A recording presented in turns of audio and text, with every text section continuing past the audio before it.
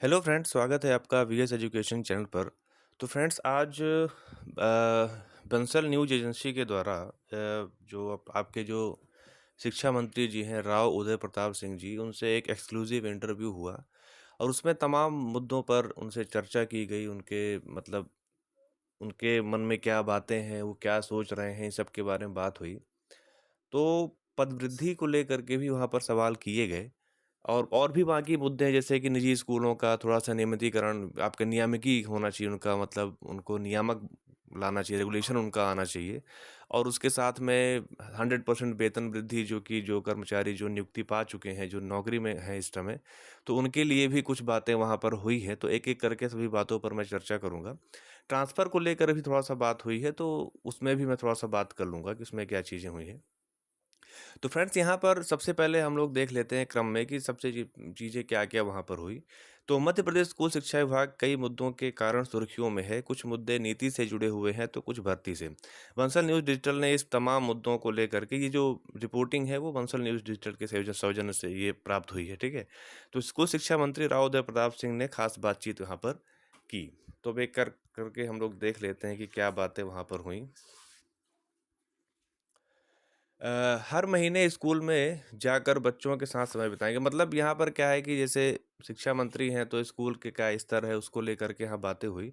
तो राव उदय प्रताप सिंह ने कहा कि वे हर महीने एक स्कूल में जाकर बच्चों के साथ समय बिताएँगे। इसके लिए वे एक स्कूल तय करेंगे।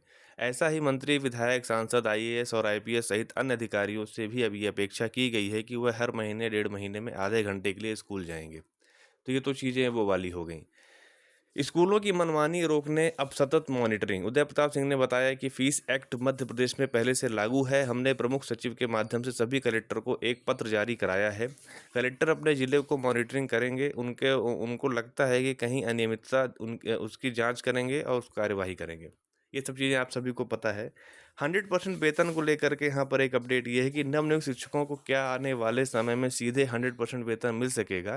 तो इस पर मंत्री जी ने जवाब दिया कि इसके लिए वित्त विभाग और सामान्य प्रशासन विभाग लगातार रिव्यू कर रहे हैं। मतलब सीधा सा बात यह है कि अगर वित्त विभाग परमिट करेगा, वित्तीय स्थितियों को देखते हुए, तो वो चीज़ें वहाँ पर की जाएंगी। अगर उनके पास बजट नहीं होगा, तो फिर वो चीज़ें वहाँ पर नहीं होगी। मतलब उन्होंने दूसरे विभाग पर डाल दिया, ठीक है? ये उन्होंने वहाँ पर जवाब दिया।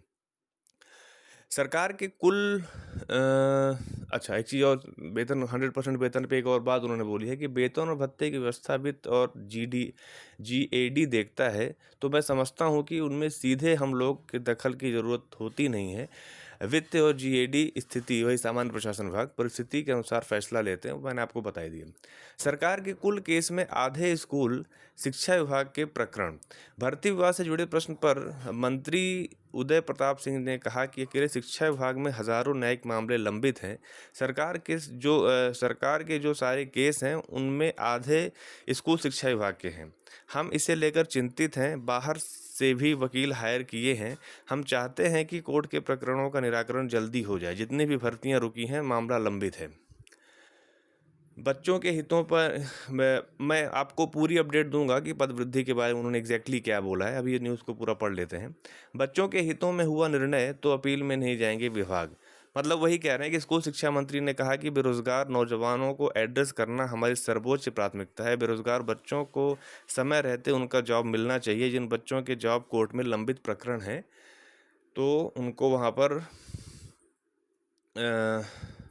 स्कूल शिक्षा विभाग की हर भर्ती विवाद पर ये बोले मंत्री जी। तो स्कूल शिक्षा विभाग की हर भर्ती से जुड़े मामले विवादकारियों की भूमिका पर मंत्री उदय प्रताप ने कहा, जैसे कि वहाँ पर जो एडिटर थे, उन्होंने एक प्रश्न ये पूछ दिया था कि कुछ अधिकारियों की भी गलती रहती है जिस वजह से मामले कोर्ट चले जाते हैं।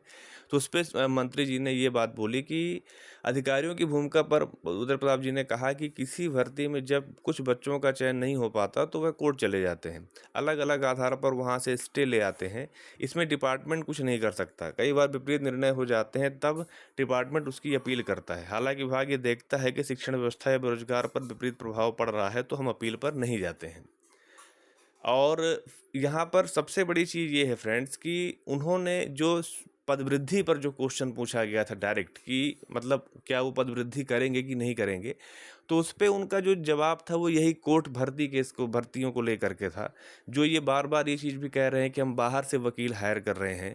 तो ये मेनली वो मुद्दा है जो आपको याद होगा कि जब प्राथमिक शिक्षक वर्ग 3 का जो बीएड वर्सेस डीएड वाला मामला जब कोर्ट में लंबित था, तो उस टाइम पर क्या था कि बहुत मतलब होनहार काबिल वकील, मतलब सुप्रीम कोर्ट से आप कह सकते हैं कि मतलब डीएड अभ्यर्थियों के द्वारा हायर किए गए थे।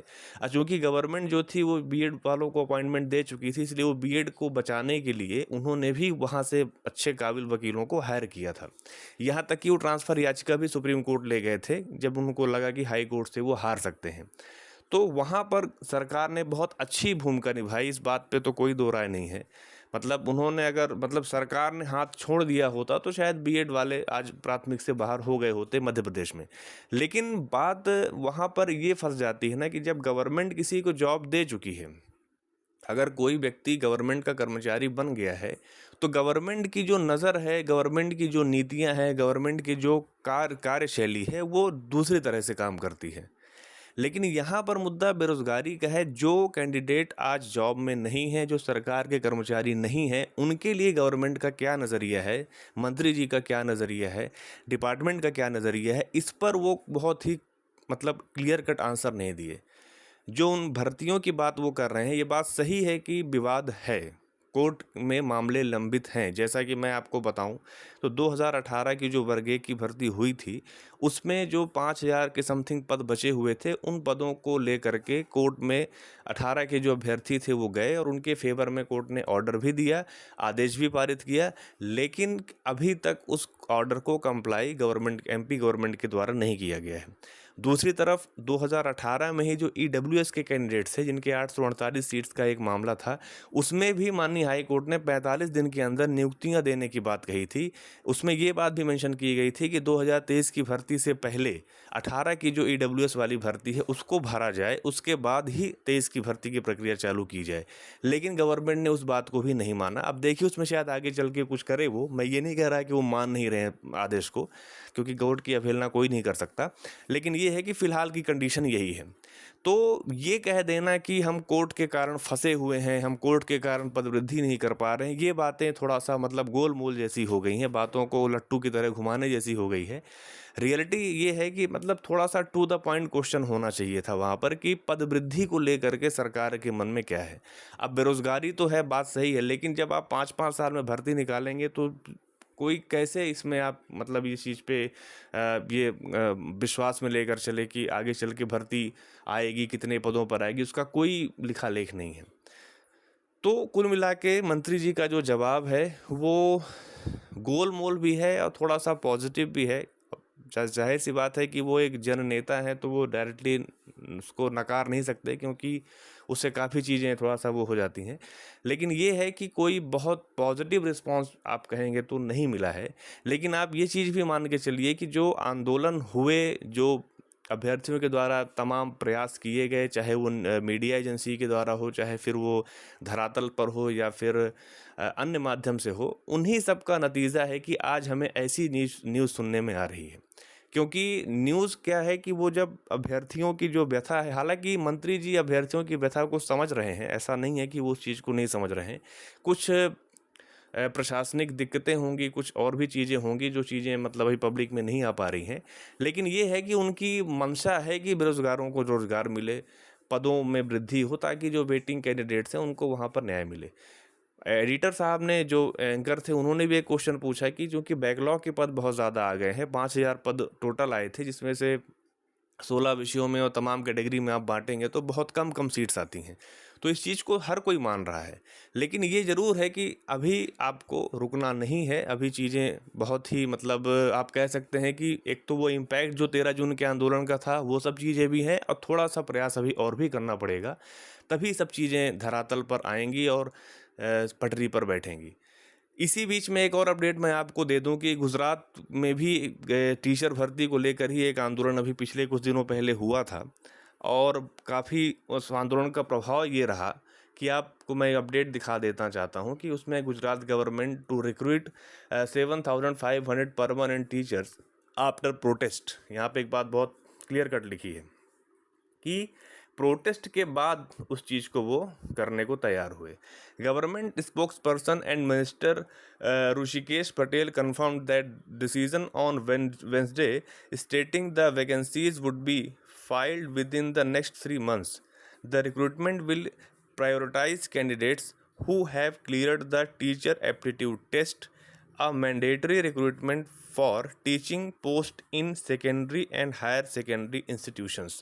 तो यहाँ पर फ्रेंड्स आप देख रहे हैं कि मतलब एक प्रोटेस्ट करने से आप कह सकते हैं कि अपनी बात को सरकार तक पहुँचाने से सरकार वहाँ पर मानी।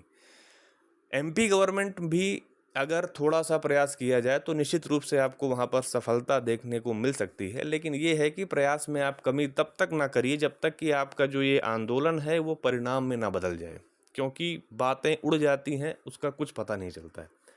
तो यही अपडेट थी फ्रेंड्स। इसके अलावा लास्ट में मैं बात करूँगा ट्रांसफ़र पॉलिसी के बारे में थोड़ा सा, कि ट्रांसफ़र पॉलिसी पे भी ट्रांसफ़र नीति का निर्णय सीएम लेंगे। शिक्षकों के ट्रांसफ़र को लेकर उदय प्रताप सिंह जी ने कहा कि ट्रांसफ़र से जुड़ी नीति पर मुख्यमंत्री को निर्णय लेना होता है। नीति अनुसार विभाग हमेशा तैयार रहता है। सरकारी नौकरियों में पति पत्नी अलग अलग जगहों पर हैं, कोई बीमार है और भी जो पात्र शिक्षक हैं जिनकी मदद होनी चाहिए वो हमारी प्राथमिकता में है। जब भी ट्रांसफ़र खुलेंगे हम प्राथमिकता के आधार पर मदद करेंगे। तो फ्रेंड्स, ट्रांसफ़र नीति भी हो सकता है कि इस महीने या के लास्ट में या फिर अगले महीने आपको देखने को मिल जाए। तो जो भी ट्रांसफ़र चाहते होंगे कैंडिडेट्स, जो मतलब ये इसमें उनके लिए है जो फ़िलहाल जॉब में हैं, मैं उनके लिए बात कर रहा हूँ, तो वहाँ पर भी वो चीज़ों को जा कर के वो अप्लाई कर पाएंगे। तो ठीक है फ्रेंड्स, यही अपडेट थी। अगर आपको मेरा वीडियो अच्छा लगा हो तो आप प्लीज़ उसे लाइक कीजिए, अपने फ्रेंड सर्कल में शेयर कीजिए, और चैनल पर अगर पहली बार आ रहे हो तो प्लीज़ आप चैनल को सब्सक्राइब कर लीजिए। Thank you.